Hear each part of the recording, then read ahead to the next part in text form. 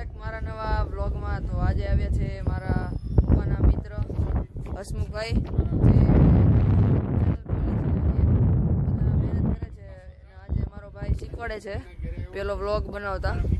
એ અત્યારે બધા બનાવે છે ને હું મારો બ્લોગ શૂટ કરું છું. તો અત્યારે અમે ધાબે આવ્યા હતા, તો અહીંયા સવારનો વરસાદ પડે છે, અત્યારે રહી ગયો છે. તો અત્યારે મારા પપ્પાને બધા બ્લોગ ઉતારે છે. આ ઓલા ભાઈનો છોકરો છે. તો મારો તો અહીંયા સવારનો વરસાદ અમારે અહીંયા પાસોદરામાં સવારનો વરસાદ ચાલુ છે. અને અત્યારે બધું ખેતરમાં બધું ઉગી ગયું છે, ભાગ બધું. અને અમે ધાબે આવ્યા છીએ, અત્યારે વરસાદ રહી ગયો છે. સવારનો કન્ટિન્યુ વરસાદ ચાલુ હતો, પાણી તો ઉગાઈ ગયા બધે, બાકી સવારનો વધારે ચાલુ જ હતો વરસાદ. તમે જોવો અહીંયા મારા પપ્પાની બધા હવે જોવે છે. પેલો બ્લોગ ઉતારતા હતા આ ભાઈ, જે અત્યારે શીખે છે.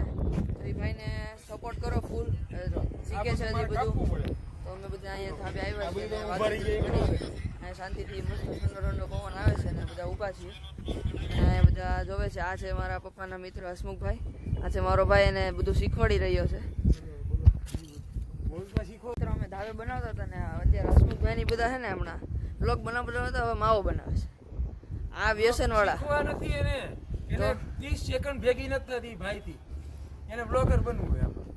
કેમ 30 સેકન્ડ ભેગી નથી થતી બ્લોગર બનવું? કારણ કે તમને ખબર હશે કે યુટ્યુબમાં કલાક ભેગી કરવા આટલું મોટા મોટા વિડીયો બનાવજો. અત્યારે માવો બનાવે છે, બ્લોગ બનાવતા બનાવતા માવો ખાવા મળે. આ વ્યસન વાળા.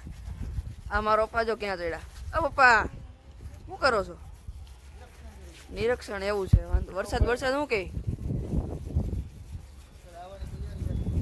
કાળા વાદળા થઈ ગયા છે, તમે જોઈ શકો.